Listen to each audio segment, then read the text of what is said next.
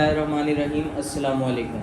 अब जो antiviral drugs हमने जो है एंटी HIV ड्रग्स वो इसमें ख़त्म कर ली थी। अब हमारे पास जो रह जाती हैं वो हमारे पास एंटी इन्फ्लुएंज़ा और एंटी हेपेटाइटिस जो ड्रग्स होती हैं वो हमारे पास जो वायरल हेपेटाइटिस में हम यूज़ करते हैं उसके अंदर हमने जो ड्रग्स पढ़नी है वो करेंगे। ठीक है, अब हम बात कर लेते हैं सबसे पहले एंटी इन्फ्लुएंज़ा ड्रग्स की। इन्फ्लुएंज़ा हमारे पास क्या होता है, जो हमारे पास कॉमन कोल्ड होता है, ठीक है, जो फ्लू वगैरह हमारे पास हो जाता है, कॉमन कोल्ड जो होता है, ठीक है, वो हमारे पास इन्फ्लुएंज़ा आ जाता है। ठीक है, उसके अंदर हमारे पास कौन से वायरस होता है, इन्फ्लुएंज़ा या पैरा इन्फ्लुएंज़ा वायरस, दोनों से हो सकता है।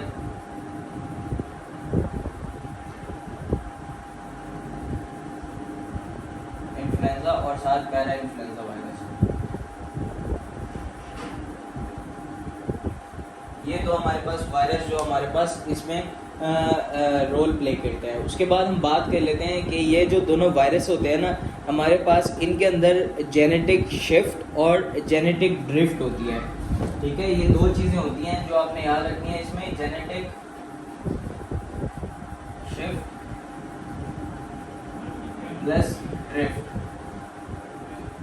ये क्या करता है, ये हमेशा अपने जब एक दफ़ा प्रेजेंट कर लेता है तो नेक्स्ट टाइम जो होता है वो डिफरेंट जीन्स के साथ प्रेजेंट करता है, और सेम वही हमारे पास उसका मैसेंजर RNA नहीं होता, बल्कि वो ऑल्टर करके अपने आप को स्ट्रेन्स, डिफरेंट स्ट्रेन्स में ला के, यानी पिछली ड्रग से रेजिस्टेंस ला के तब वो हमारे पास प्रेजेंट करता है। इसलिए इसके खिलाफ जो होता है वैक्सीन बनाना भी पॉसिबल नहीं है कि वैक्सीन नहीं बनती। तो ये चीज़ होती है जो हमारे पास वैक्सीन बनाने में हमारे पास जो होता है इसका ड्रॉबैक होता है। ठीक है, अब जो हमारे पास जो ड्रग्स हम यूज़ करते हैं एंटी इन्फ्लुएंज़ा ड्रग्स जो है हमारे पास वो दो मेन ग्रुप्स हैं पड़ी। एक में आ जाता है हमारे पास मेंटाडीन और रिमेंटाडीन, और एक में हमारे पास आ जाता है ओसेल्टामिविर और ज़नामिविर। ठीक हो गया। सबसे पहले हमारे पास जो मेंटाडीन और रिमेंटाडीन है, मैंने आपको पहले भी बताया था कि जब वायरस होता है वो सेल के अंदर एंटर होना होता है, उसके बाद जो होता है वो बाकी अपना प्रोसीजर जो है वो करता है, अपना अर्ली प्रोटीन सिंथेसिस, ठीक है, लेट प्रोटीन सिंथेसिस और पैकिंग वगैरह, पहले आके वो अनकोटिंग करता है। तो सबसे पहला स्टेप जो होता है ना इसके अंदर, जिसके अंदर वायरस एंटर होके अनकोटिंग करता है अपनी, ठीक है, और अपने जो जीनोम है उसको सेल के अंदर, अफेक्टेड सेल के अंदर या इन्फेक्टेड सेल के अंदर रिलीज़ करता है। तो ये क्या करता है, उन प्रोटीन्स को इनहिबिट करते हैं, मेंटाडीन और रिमेंटाडीन उन प्रोटीन्स को इनहिबिट करती हैं जो कि हमारे पास रिस्पॉन्सिबल होती हैं किस चीज़ के लिए, अनकोटिंग ऑफ वायरस के लिए। ठीक है, inhibit proteins that are responsible for uncoating of virus, जिसकी वजह से वो अपना जीनोम रिलीज करता है, अपना मैसेंजर RNA उसके अंदर होता है ना, वो रिलीज करता है ताकि अपने पास उसके जो है हमारे पास प्रोटीन सिंथेसिस हो सके उसी कोड के मुताबिक जो मैसेंजर RNA के अंदर प्रेजेंट है। ठीक है, ये हमारे पास इसका मैकेनिज्म ऑफ एक्शन होता है सिंपल सा, और क्लिनिकल यूजेस यही हो जाता है हमारे पास जो होता है अपना जो हमारे पास इन्फ्लुएंजा होता है वायरस, यानी कि हमारे पास फ्लू के लिए जो है हमारे पास ट्रीटमेंट के लिए हमारे पास यूज़ होता है। लेकिन ये ऐसे हैं, कुछ स्ट्रेन्स ऐसे हैं जिनके खिलाफ इन्होंने जो है ना एक्ट करना इफेक्टिव नहीं थी, इस वजह से हमें और ड्रग्स लानी पड़ी जिनके खिलाफ एक्टिव होने के लिए, और स्ट्रेन्स के खिलाफ एक्टिव होने के लिए। तो ये क्या स्ट्रेन्स हैं, H3N2 और H1N1 जो हैं हमारे पास, ये स्ट्रेन्स हैं जिनके खिलाफ ये एक्शन नहीं कर पाई थी, H1N1। ठीक है, ये जो दो स्ट्रेन्स हैं इनके अगेंस्ट जो है इफेक्टिव नहीं थी ये ड्रग, तो इस वजह से हमारे पास ये वाले जो नीचे ड्रग्स हैं ओसेल्टामिविर और ज़नामिविर, ये हमारे पास ड्रग्स हैं जो इन स्ट्रेन्स के ऊपर भी एक्ट करती हैं। बाकी इसकी टॉक्सिसिटी में बहुत सिंपल है कि ये डिजीनेस करवा देती है, हेडेक, वर्टाइगो वगैरह थोड़ा सा ला देती है। ठीक है, और इसमें कुछ खास याद करने वाला नहीं है, सिर्फ मैकेनिज्म ऑफ एक्शन भी याद कर लें तो मोर देन इनफ है, और इनके नाम मेंटाडीन और रिमेंटाडीन। दूसरे नंबर पे आ जाते हैं हमारे पास ओसेल्टामिविर और ज़नामिविर। अब क्या होता है, जब हमारे पास पूरा वायरस एक बन गया, ठीक है, उसके बाद उसका होना होता है एग्जिट होना होता है। तो ये क्या होता है, जब एंड में वायरस की पैकिंग शेकिंग सब कुछ हो गई है, तो इधर क्या होता है, एक कंपाउंड होता है सियालिक एसिड, जो कि हमारे पास इस वायरस के ऊपर भी होता है, और जो अफेक्टेड सेल होता है ना उसके ऊपर भी हमारे पास सियालिक एसिड प्रेजेंट होता है। जब भी हमारे पास इस वायरल सेल ने हमारे पास जो है क्या होता है, इधर से एग्जिट होना होता है, इस अफेक्टेड सेल से एग्जिट होना होता है और अपने आप को मजीद ग्रो करवाना होता है, प्रोलिफरेट करवाना होता है और बाहर जाके क्लम्पिंग करनी होती है। उसके लिए एक वायरल एंजाइम चाहिए होता है जो क्या होता है, न्यूरोमाइडेज।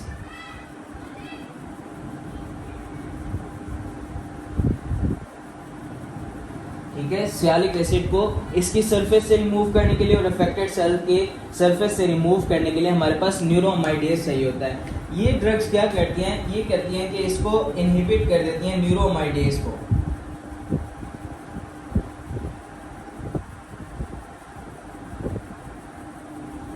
ये इनहिबिट जब न्यूरोमाइडेज को करेंगे तो सियालिक एसिड उनके सरफेस पे वैसे के वैसे पड़ा रहेगा और ये एग्जिट नहीं कर पाएंगी और इस तरह जो है इनका रिलीज और स्प्रेड और एंड में जाके इन्होंने जो है ना सारे वायरस जो बन जाते हैं उसके बाद एंड में इनकी क्लम्पिंग होती है, तो ये उस चीज को इनहिबिट कर देते हैं,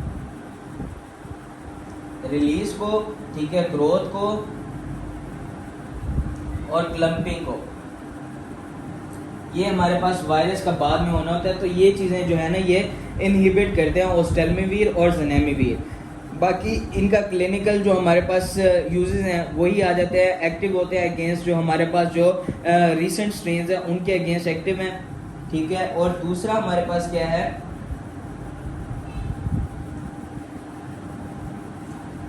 जब भी हम ये कहीं पे हमारे पास हमें पता लगता है कि भाई ये जो है ना इसका एंडेमिक आने वाला है, तो हमारे पास क्या होता है, हम उसको प्रोफाइलेक्टिक के तौर पे हम यूज़ कर सकते हैं इन मेडिसिन को, प्रोफाइलेक्सिस के तौर पे उस एरिया के अंदर प्रोफाइलेक्टिकली हम ये यूज़ करते हैं, ठीक है, ताकि हमारे पास उस एंडेमिक से बचा जा सके। बाकी हमारे पास इसकी जो टॉक्सिसिटी है वो वही कॉमन है जो है नोजिया, वॉमिटिंग और डायरिया।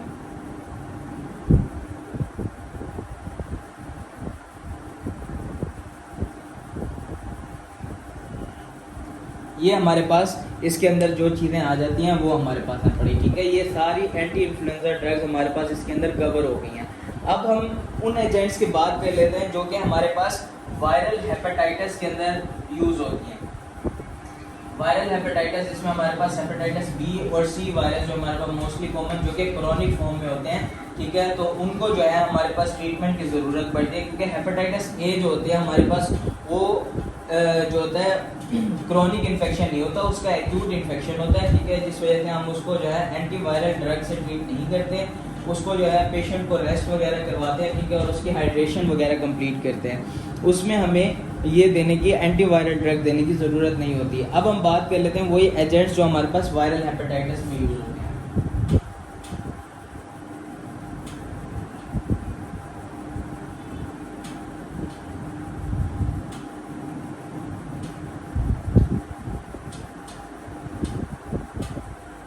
तो ये किन किन के खिलाफ यूज करने हैं हमने, HBV हेपेटाइटिस बी वायरस और साथ हेपेटाइटिस सी वायरस जो कि हमारे पास क्रॉनिक फॉर्म में एक्ट कर सकते हैं। तो सबसे पहली ड्रग जो इसमें आ जाती है वो कौन सी होती है, वो हमारे पास होती है इंटरफेरोन अल्फा।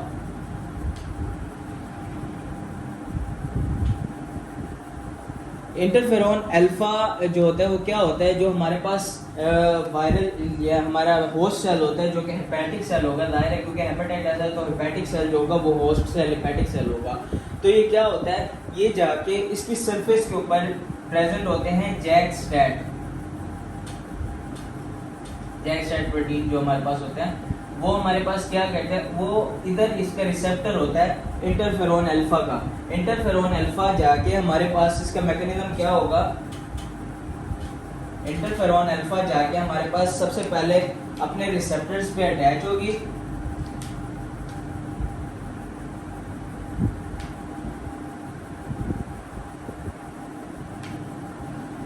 और जाके ये जैक का होता है फुल फॉर्म जेनस काइनेसिस, ठीक है, उनको जो है एक्टिवेट करेंगे। जेनस काइनेसिस क्या करेगा, आगे स्टैट मैकेनिज्म को एक्टिवेट करेगा। वो कैसे, फॉस्फोराइलेशन करवाएगा स्टैट की।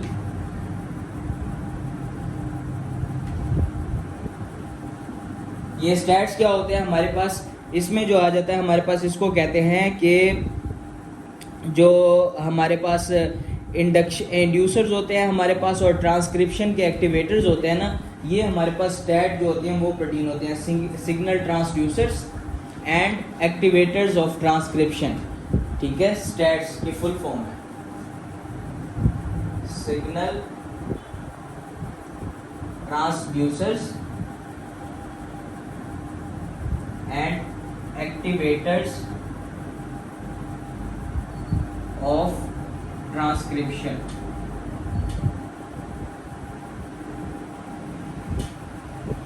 ये जो है स्टैट प्रोटीन को फॉस्फोराइलेशन के ज़रिए हमारे पास एक्टिवेट करेगा।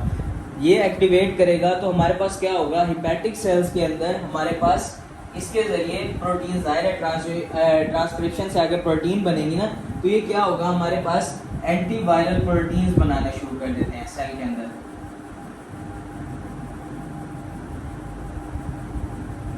एंटीवायरल प्रोटीन्स हमारे पास क्या करती हैं, जो एंटीवायरल प्रोटीन्स होती हैं, जैसे कि हमारे पास राइबोन्यूक्लियेसेस आ गए, ये प्रोटीन्स हमारे पास बन रही हैं। तो वो राइबोन्यूक्लियेसेस जो बनेंगे वो क्या करते हैं, जो हमारे पास अंदर वायरस सेंटर हुआ है उसके अंदर हमें पता है कि मैसेंजर आरएनए था जिसने हमारे पास आगे अपने आप को ग्रो करवाना है और प्रोलिफरेट करवाना है। तो मैसेंजर आरएनए सबसे पहले रिलीज होता है। तो राइबोन्यूक्लियेसेस क्या करेंगे, डिग्रेड